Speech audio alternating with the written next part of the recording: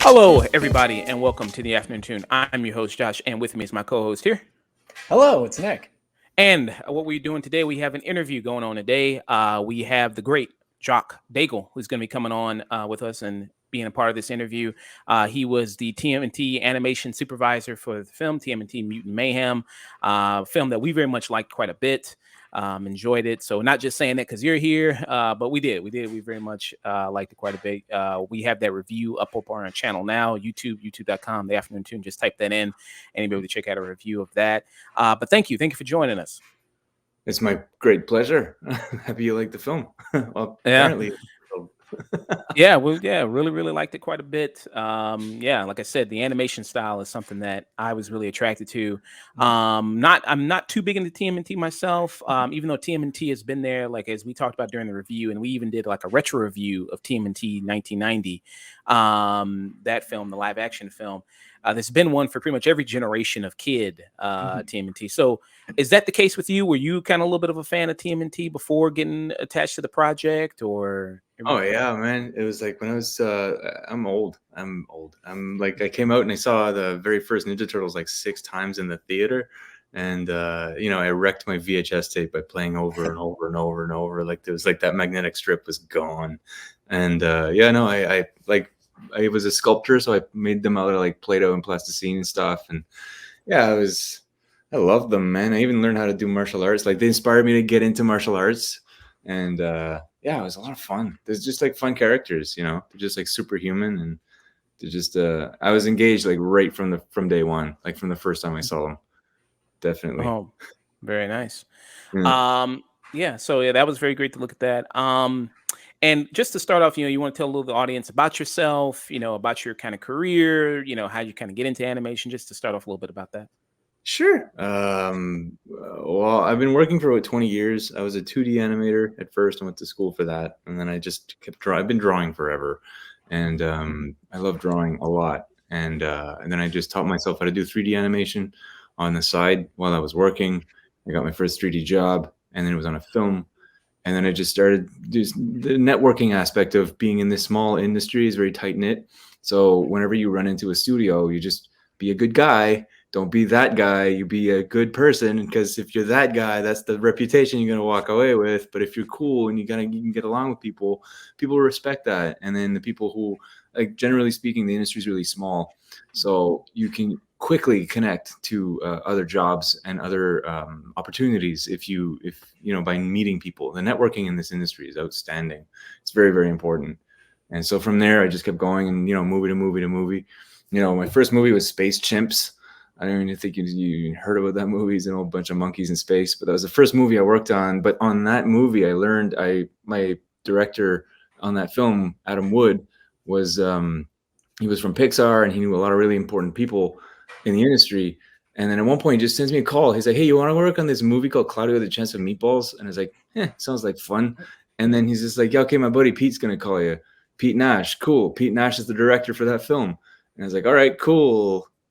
And then I just kind of kept sipping my coffee, like no big deal. Pete calls me. He's just like, "Yo, how's it going? Yeah, Adam likes you." He's like, "Yeah, cool.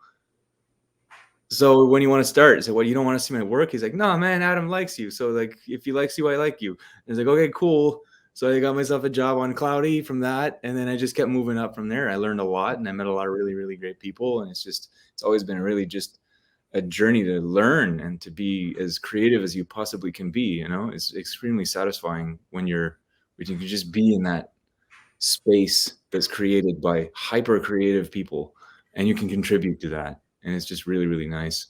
It's a draw. It's like a drug, it gets in your blood, and it just never drops. It's just really nice. Yeah. And that's it. I just kind of follow that, like I want to just chasing my own satisfaction creatively.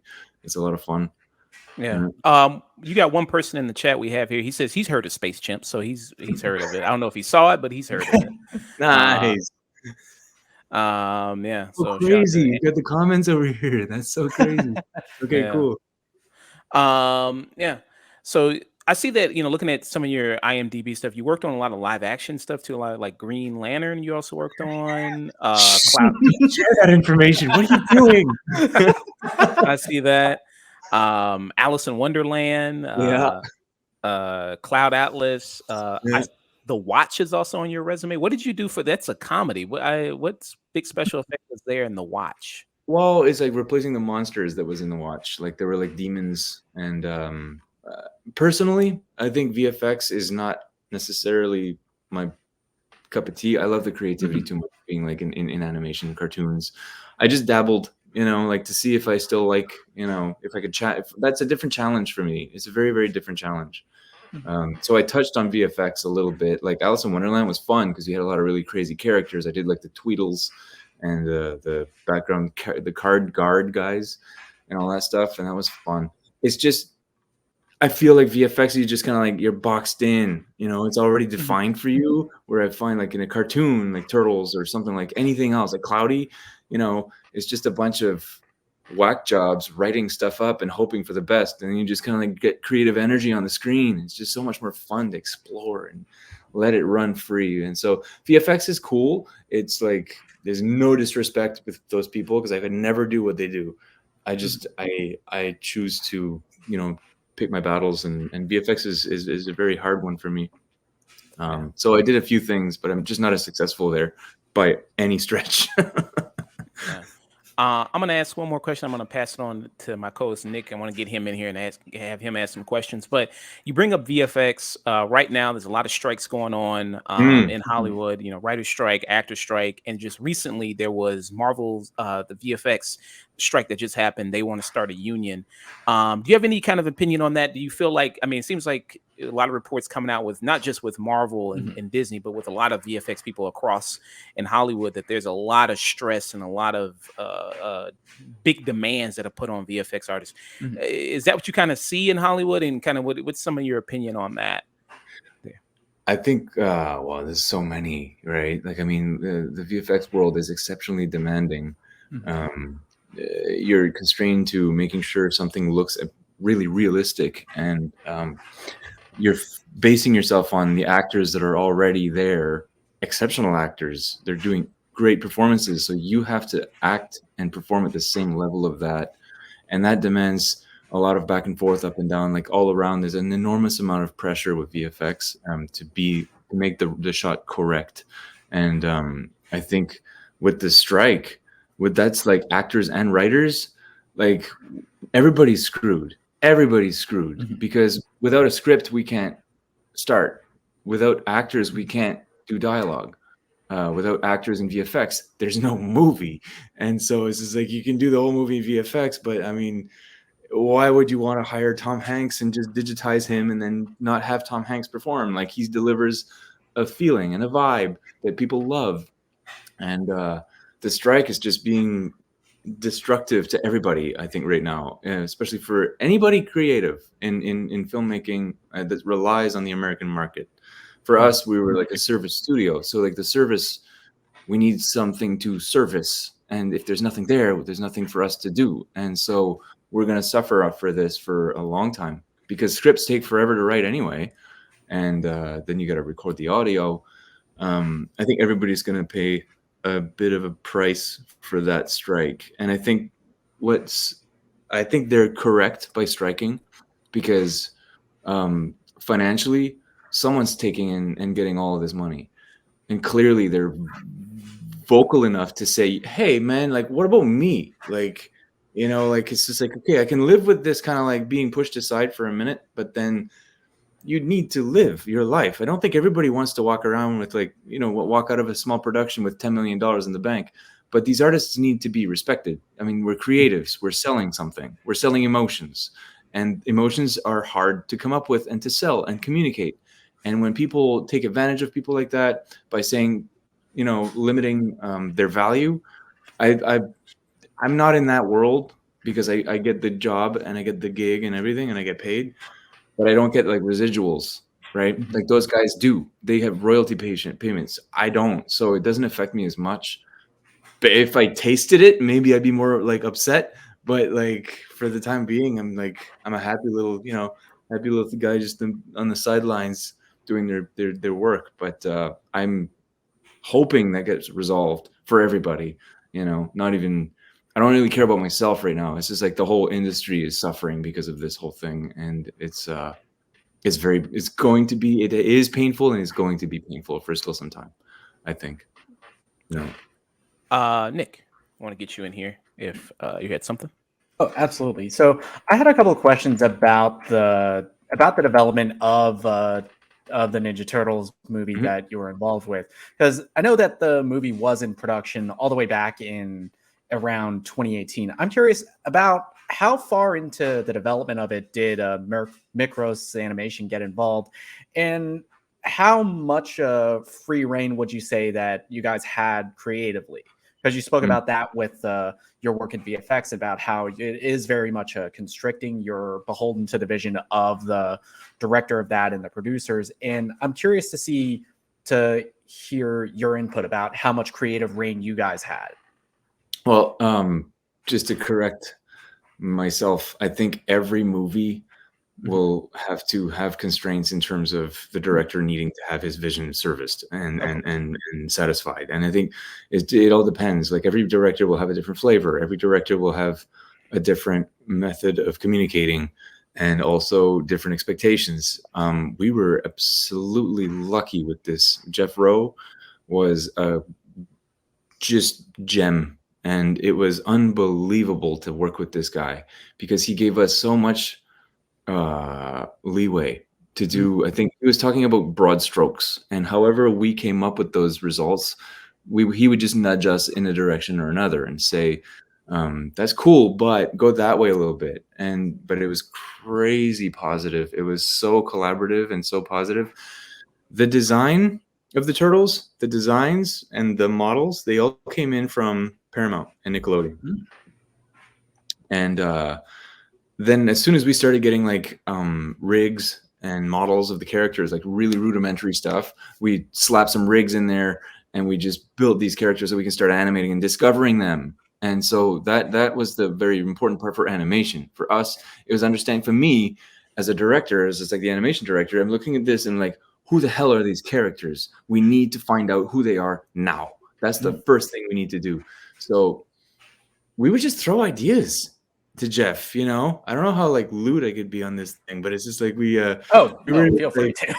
okay, because like sometimes like one of my animators just had Raphael like walking by and just kind of like gave the finger and then walked away, and Jeff the director's like, that's so much fucking Raph right there, holy fuck, if we can just put that in a movie. We can't, but just go for that fucking feeling. We're just like, oh wow, this is crazy, this is gonna be so much fun. So we just kept pushing in these like weird directions, and just like, that's so fucking Leo, oh yeah.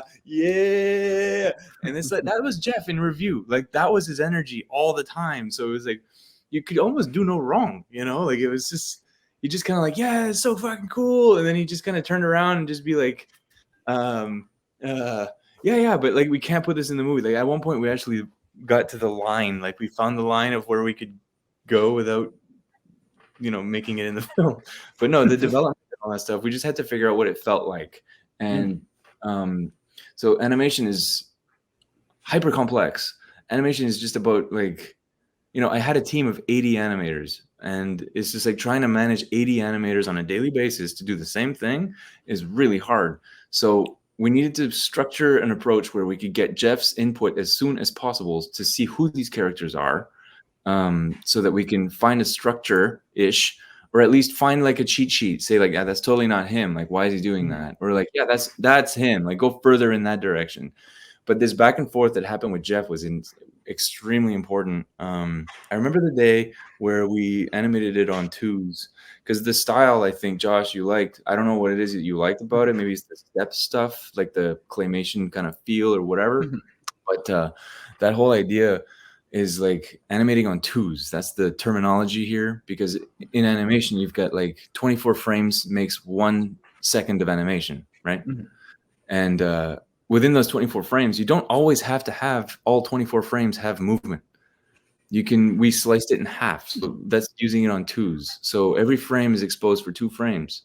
And so that gives it this kind of like 2D handmade feeling on the screen. It's a lot like what Spider-Verse did, but it's an old technique. It's like 100 years old. And we did that. But what that does is that it allows the animators to just craft every single frame of the film and make it their own. Nobody relying on the computer to fill in the blanks. Everything was done by hand. And I think that was the thing that Jeff wanted from the beginning, that everything needs to feel handmade and rough and raw and rudimentary, like a 15-year-old kid was drawing, you know. But again, we're like 30, 40-year-old men and women trying to do like a 15-year-old kid drawing. Like, it's just like, it's hard because like you got all these animators that have been doing this for a decade. They have bags of tricks. So it's just like, get rid of that shit. Figure out something else. Like, let's figure out where we can go with this new thing. Like, Jeff's cool what we're doing. Like, let's see how much more cooler he could be with weirder shit. Like, it's just like, we just kept pushing and pushing and pushing, and it was just really cool. But yeah, at one point, like, what we did to get him to do that, we just kind of like did 5 tests of animation done with like that spliny stuff. Jeff's like, yeah, it's cool. Yeah, no, that's totally that character. Yeah, that's cool. And then we showed the last test. My guys, my leads were like, no, we gotta push it, like the stepped animation stuff. We just gotta do the stepped animation stuff. And I was like, you sure? It's gonna be hard. They're like, no, this show is like suited for this. We need to do this. And I was like, okay, well, look, I'll sell it to Jeff, see how he reacts. So I purposefully designed an animation test that was brutal. And we did the spline stuff. And then the last test, he's like, oh, yeah, Jeff, we got one more test. He's like, yeah. And then we played the test. He's like, what the fuck is that? This is like, that's working on 2. He's like, I fucking like, that's the show. That's the show. So we just kind of like, all right. I mean, like, don't flip the table on the other stuff and just like develop that to the end, you know? And it was like, yeah, it was a collaboration. I can't really say like, you know, like the development it's theirs, but the performances, those are ours. And Jeff's, of course. I mean, he needs to okay every performance.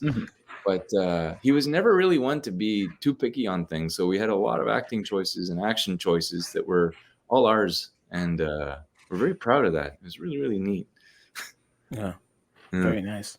Yeah, that's kind of incredible. And I just rewatched the movie again today. Okay. And that was something that really struck out to me, and how lively all of the characters in it felt, especially when they were getting into their movements. And something that I noticed a little bit, how when it was in an action scene, like during the kind of old boy-esque set piece, how much smoother their animation got.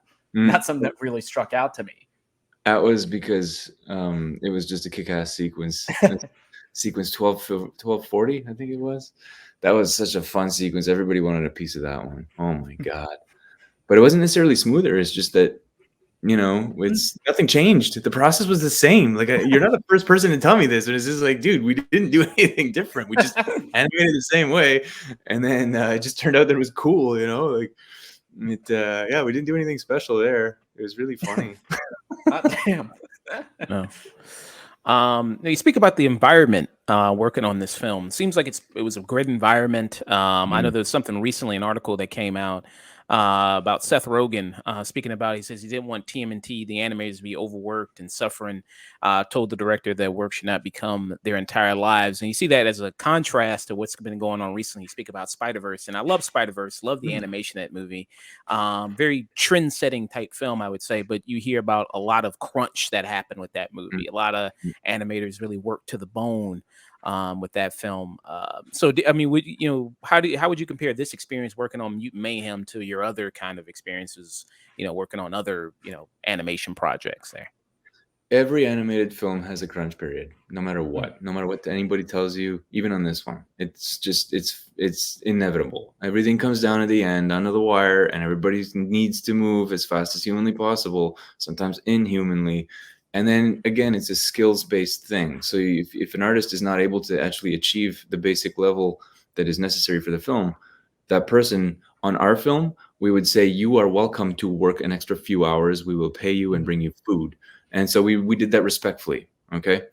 I've worked on some productions that did not have the same idea. They always fed us. They always paid us.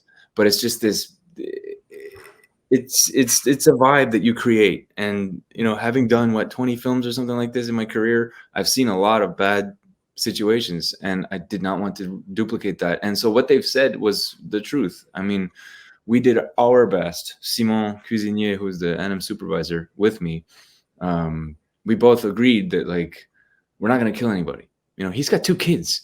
You know, he's not going to go stay at work till 10 p.m. Like, he's going to leave at 5 or 6.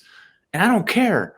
As long as everybody's having a good time. Like, it's totally what it's all about. Like, you're making cartoons, for crying out loud, you know? You're not calling ambulances or like rescuing people in a forest fire. Like, you're seriously just at a computer making a cartoon. Like, can you not just enjoy that fact? And so it's just, it's all about the people who are, I defended the team a lot. I went up against production a lot, and production of the organizing team. But in generally speaking, every film has crunch. Ours was no different, only that the atmosphere was positive and very collaborative and constructive. By the end of the production, actually, like when crunch started, a lot of the animators was like, "When's crunch going to start?" Like, that was the vibe on the floor. Like, they were just, like, I'm used to way more than this. And I was like, "No, we're in crunch now." And they were like, "Really?" And at the end of the movie, it's like, "Man, I could keep going for like another 4 months. Let's just keep going." It's like, the movie's done, you know? Like, it's just so, to me, that was like my kind of like, fuck yeah, I did it, you know? Like, it's like I did something cool, and I did it with cool people, and I did it in a cool way. So it's just like, I was super proud of that. It was just like out of control how good that felt. You know, when people were just like, "Are we seriously done?" It's like, "Yep, sorry." You know, it felt so good. Oh, nice. Yeah. And I think that's what I loved about you. I mean, when you look at some of the animation you mentioned, I think we also talked about this when we reviewed it, this kind of claymation type feel to it. A lot of people, when they talked about the movie, mentioned how, it felt like a 15-year-old writing on their yearbook or journal or something like that kind of doodle in there. So I love that type of style to it. And also, you also mentioned how it's very reminiscent of something like Spider-Verse, which was a very big that just came out.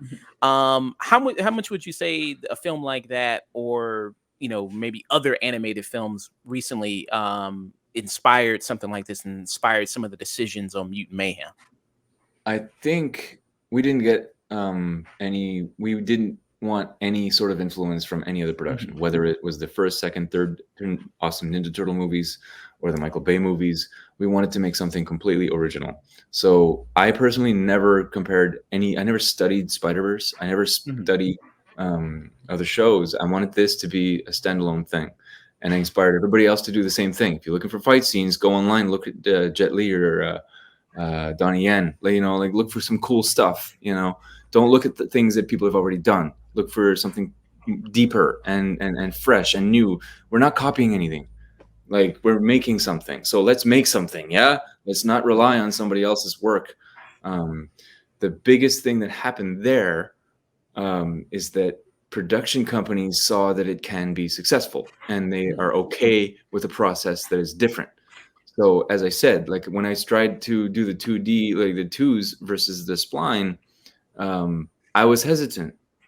Call me a person of like the machine or something, but like, it's not my call. Like, we all want to do this kind of cool shit. We all do, but it's not ours to say. We just got lucky because Jeff, the director, was like, "That is badass," and so we went for that. So it depends on whoever's gonna pay your check, and then just kind of like agree to make the movie. It's his movie. We have to abide by whatever the hell rules he's set. That's just it.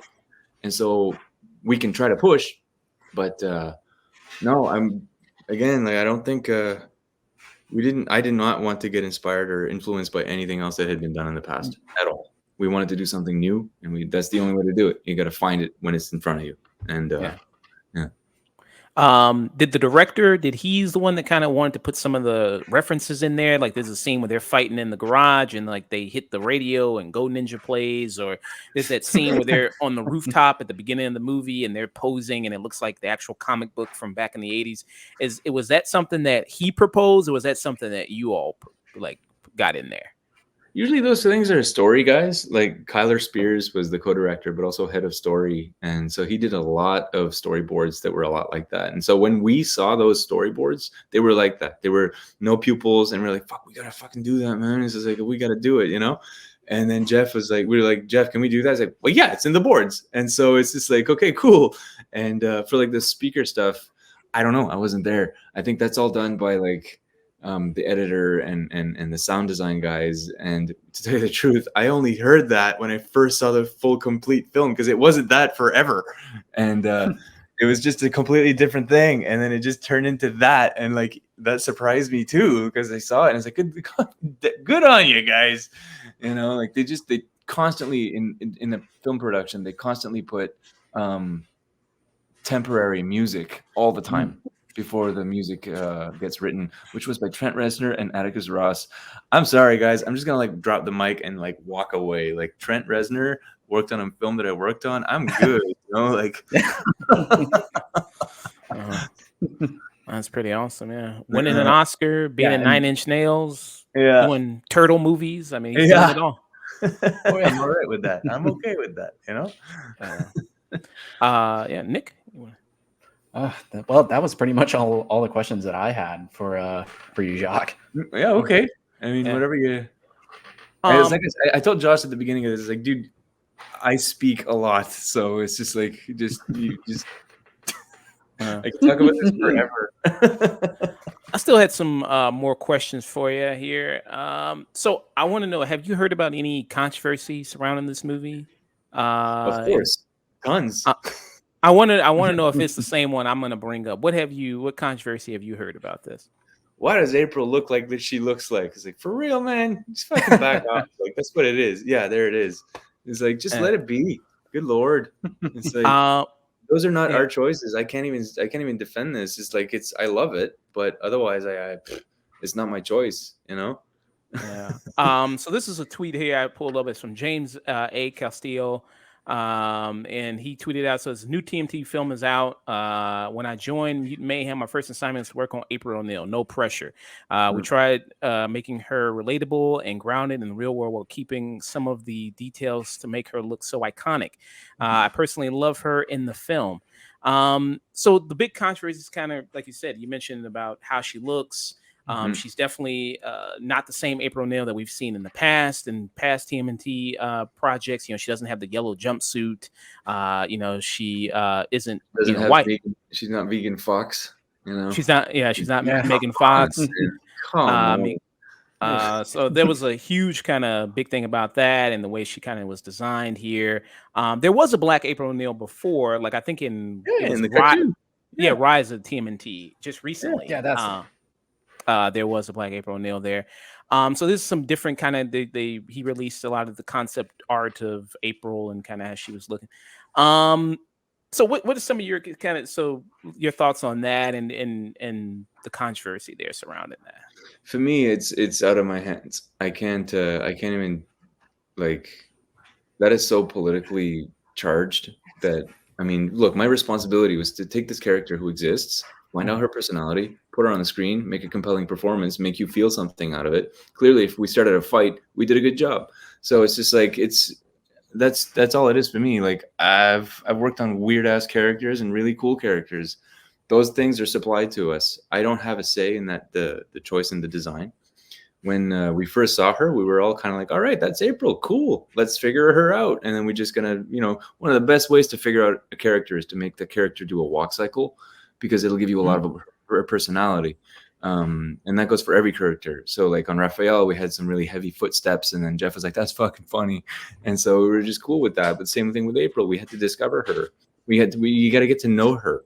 And so, we got to know her, and I think that was fine. It was a lot of fun. Some of the better shots that were animated were, Jesus, I had 80 people on my team. Some of them were fun, like Suyu Liao. She did a really cool shot. It's like, and Jody Dussaint, she did some really cool stuff. At one point, like, she did a shot that was really, really, really well animated, and Jeff was like, "Nah, man, it's too good. Like make it messy. Like ruin those arcs. Like break it up." Like we're like, "Okay, fine." But no, I like the public response to her. It's out of my hands, man. You can't. It's like, I don't think they did that on purpose, if that's what you're looking for an answer. But it's just like they did it, and everybody was happy about it, and so it's I'm cool with it. Yeah, she was a cool character.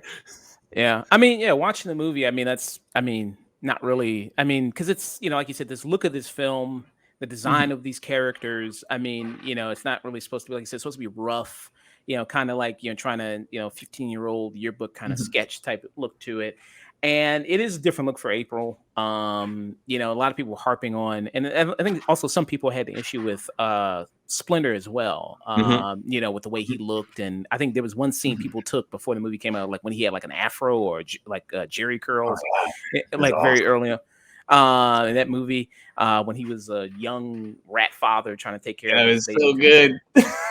you know. Some people had a little bit of issue with that, but yeah, I mean, people were harping on the fact that it's not good looking or it's not attractive. I think a lot of people were Mhm. kind of bringing up using those kind of words there with April. Well, I mean, look, beauty's in the eye of the beholder. Yes, I mean, art's gonna be what art's gonna be. So it's just like if you're attracted to that, awesome. If you're not, I'm sorry, but that's just how it is. Like it's just like looking at your neighbor, whether you like that neighbor or not. It's not up to me, Like whatever you're attracted to is I can't define. Like only you know this. So if you want to standardize what beauty is, that's your fight, not mine. Like it's just like it's. I think like as a character, she's selling an emotion and a feeling, and that's the most important thing for me is like what is her vibe, what is her feeling, what is it that she's trying to communicate, who is she? Mhm. So Yeah. it's when it comes to design, it's so out of my reach that i can't uh I can't even comment on it. But yeah, I mean that's how I see it for real. Like it's just like she's this character, so who is she? And that's as far as it goes. Yeah. And let's try to make a very compelling performance with her. And Yeah.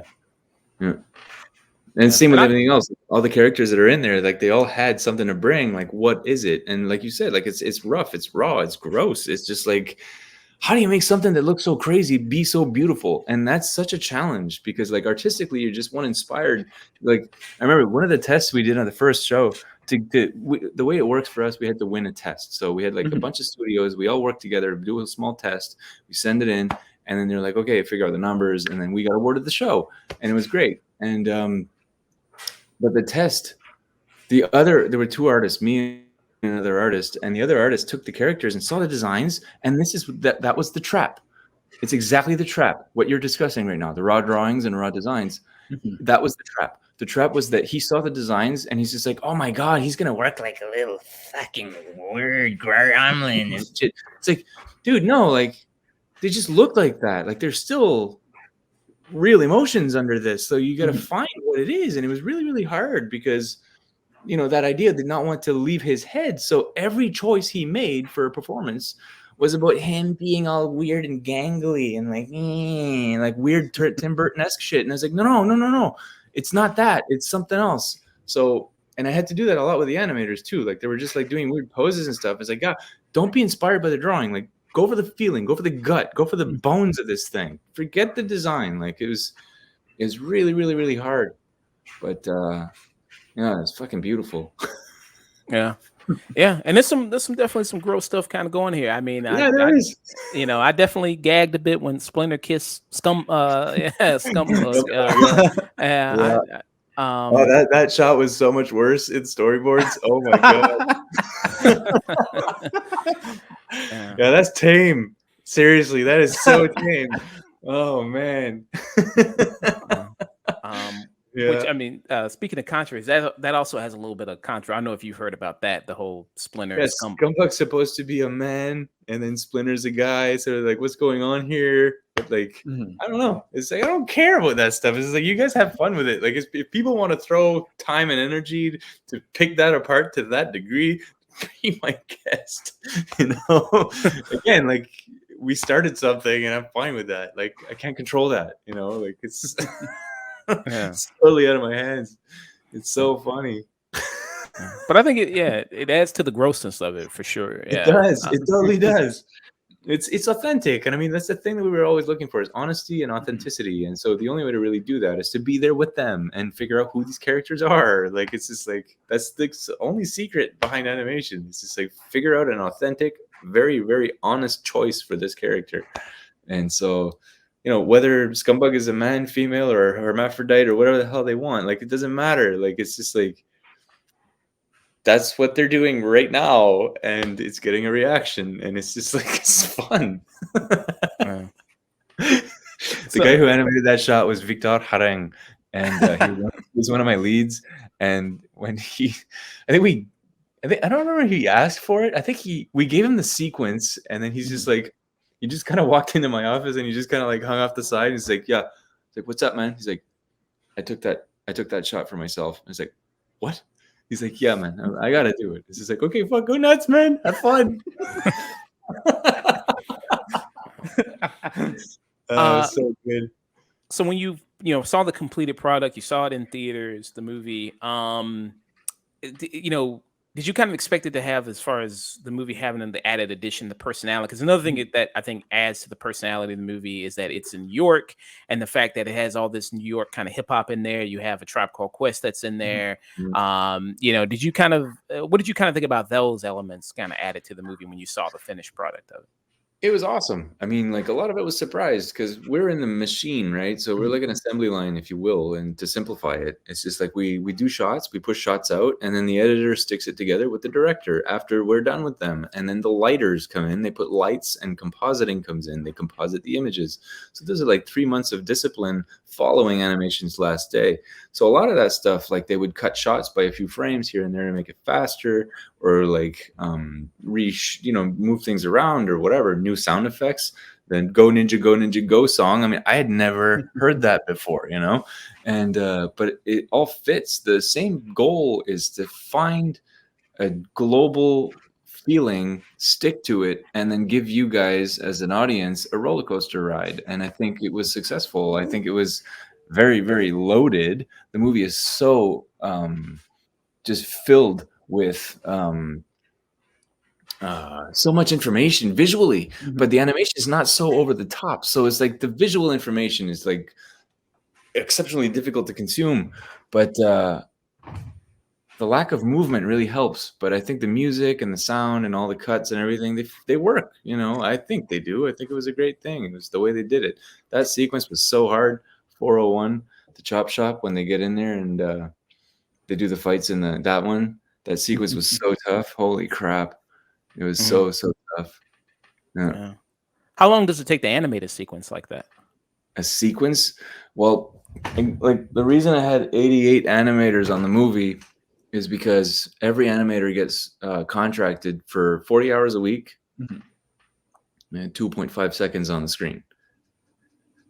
Okay. Damn. Wow. Okay. So, like, that sequence that you guys talked about, that in 1250, I think it was, like, the panning, like the old boy thing. There's a shot in there that they're just spinning around, and they're just kind of like, the camera goes around them, and he goes like, the Donnie's doing this stuff, and then they're all fighting against all guys coming in from all sides, and that's like 4 backgrounds, 4 sets of characters. We give that to one guy, Michel Urbanek, and he fucking killed it, man. I think it took him about 2.5 months. 2.5 months to do that one shot. Damn. And bacon, egg, and cheese. That whole sequence. That was like, let me get the bacon, egg, and cheese, man. Like, that whole thing. That was 2 guys that did that whole scene, and it took them about 2 months each. Wow. So that in tally, like, that whole shot took about 4 months if you want to tally up like the amount of time. Yeah. And it was a minute-long shot. It's like 4 characters, and they're all acting, and they're all doing fucking dumb shit. And it's just kind of like, okay.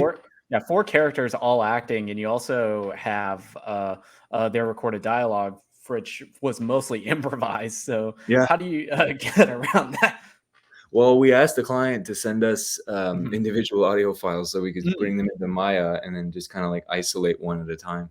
There's no other way, because they all have to be like saying things. Otherwise, they're just stepping on each other. You can never, ever distinguish which one's saying what. And it's just like, even then, like, all that stuff that with the bev, like, we don't, I'm 42, man. Like, I don't know this stuff. Like, it's just like, we need a script written by teenagers so that we understand what the hell's going on. And it's just like, it was super, super funny, man. Oh my God. So it's kind of like those like Shakespeare translated books that you would get in high school. Where it's like, I don't know what those are. Oh wow. So in high I'm school, Canadian and I'm French, and I went to school in wow. French. Yeah.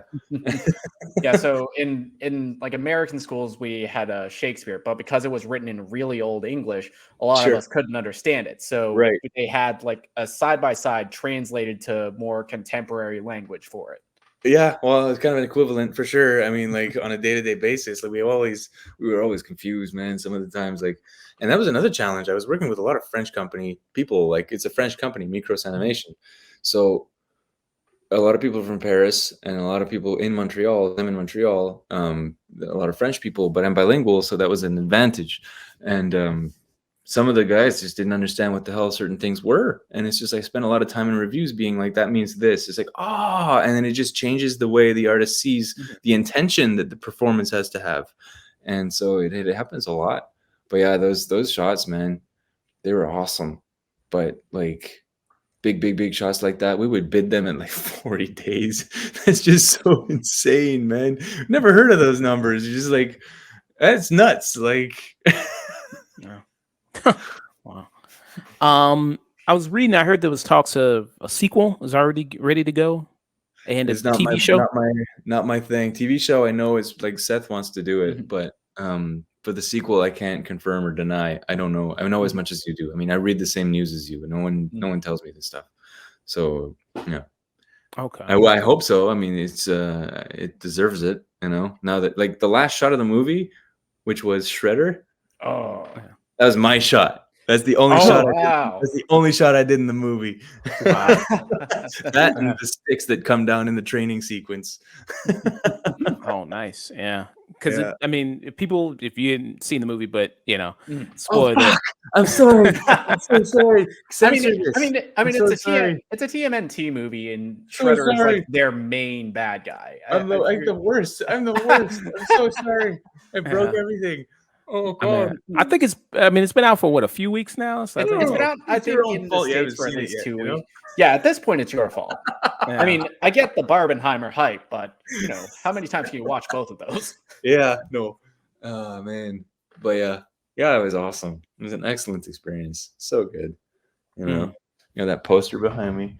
All the animators signed it, and it's super cool. Oh, that's amazing. Oh, Yeah. nice. You got, like, there you go. You got like all the you got all the animators that just signed it. It's just super cool. fucking You know, Very, this is very cool. my favorite one right there. Wait, where is it? Where are you? Right there. You See that? Yeah. I'm one of my leads.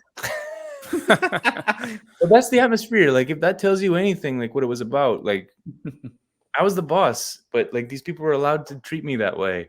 But it made everybody really, peaceful. And it's just like, we're not afraid. It gave them a lot of confidence to just fucking do whatever they need to, And so, because I was never going to tell them no. And so I needed to make sure they understood that. So I would let people, come in and talk to me certain ways. And it's just kind of like, and then people would see it and I wouldn't react. And so it allowed them to without, not to be too disrespectful towards anybody, but it's just like, dude, the boss is fine with this. Cool. Like, I mean, that means I can be fine with this. Nothing offensive, nothing violent, or no bullying at all. I've been bullied in productions and I would not going to tolerate that at all. And, but anything else goes, be creative, have fun, go nuts. And that's the atmosphere that I built personally. And that's what Jeff supported too, the director. We just lucked out because he saw the same values in a creative department as much as I did. And we saw the value of being just a simply good person, right? And encouragement instead of bullying and belittling and violence. It was really good. It was very, very positive. Yeah. And I want to got a few more questions. I'm gonna let you get out of here. So next you got coming up. So Micros Animation, they're doing Paw Patrol, the Mighty movie. That's coming up. It's the next big Micros project coming up. You worked on that a little bit.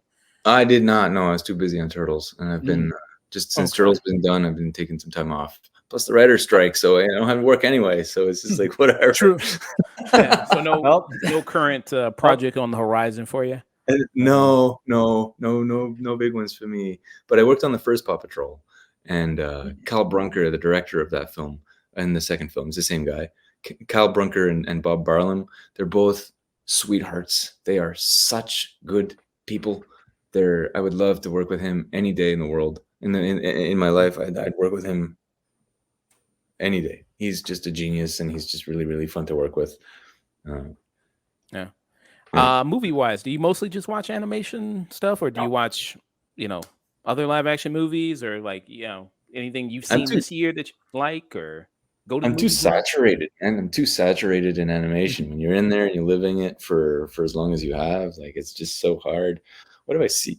What I've seen lately? I don't even go to theaters anymore. I have a theater right here. This is my screen. Oh, That I is nice. don't sick. Yeah, that's I had that for some time. It's nice. Drink some wine, drink some beer, take a piss.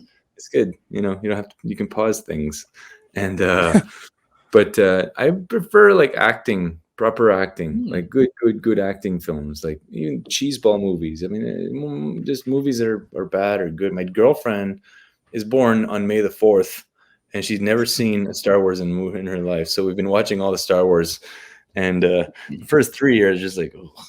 And then you just it works, but she needs to see them, right? It's important. Yeah. And Yeah, they're canon.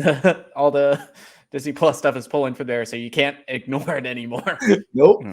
And no, just I just like watching movies, right? Like whatever done, a great movie, great performances. We watched.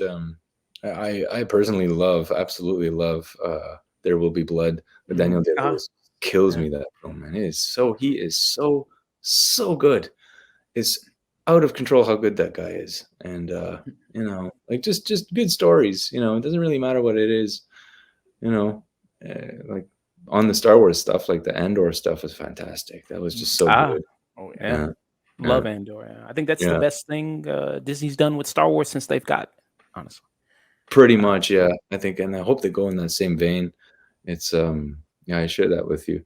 But no, I just series. I don't really do too much watching because you spend too much time making it. And it's just nice to be outside of the office and not have to be in front of a screen and do some movie watching. It's Because kind of all I like do is if I look at cartoons, I'm just like critiquing them. It's just like, what? I would not have approved that shot. Who the fuck approved that? it's just like, kind of like once you know how the sausage gets made, it like yeah, a little bit. It's just like VFX shows. I can do it because I don't do VFX. So it's like, bring me these VFX heavy Marvel shows. Yeah, I can pitch those shows with no complaints. But animated films are tough. It's like, oh, why did you? Oh, Nimona was cool. Nimona was done in Montreal, and Okay. yeah, the acting of that was really fun. For what it was beautiful. It was honest and it was direct. It was clean, and very different style than Turtles. But I think they were honest, and I think that's what it's all about. It's about being honest, and they really did a good job on that one. A lot of my friends worked on that. Yeah, no, it's just like all kinds of movies. I haven't even seen Spider-Verse 2 yet. It's a shame, but I will. But yeah. It's on streaming now. Oh yeah, that's right. I'll get my hands on it soon. But yeah. So probably Spider-Verse and TMNT Mutant Mayhem are probably two of the best animated films of this year, and Thank you. I would imagine it would probably be nominated for best animated feature. I probably would. You think? I would. If we do that, it would be cool, but Yeah, I don't do it for that. I do it for the good time. do it for the good times. That'd be pretty. Yeah. Well, you had a great time making it, and that great time in the production side, it's absolutely reflected in the final product. The movie is amazing. Thank you so much. Just a great time. Any dream thing you want to work on that you think about, like maybe animation? Any big goal of yours, or you pretty much think like you're pretty content? Well, that's the thing. Like I just did it. Like I worked with Trent Reznor on a cool movie with a cool director, and people like it, and it's like marking the industry. Like it's like I'm so confused right now. It's like, do I even want to keep working? Like I don't know. It's just I'm happy. I have to say I'm happy, but no, for goals and dreams, it's just like something that just consistently just something that's fun. With cool people. And just to keep that going. Create or even be part of a team. I don't need to direct all the time. Just to be with people who like to make movies. I think it's as general as that dream is. That's kind of what it is. I'm satisfied. It's been 20 years for me to get my name that fucking big on the screen. I'm gonna take a break. Very nice.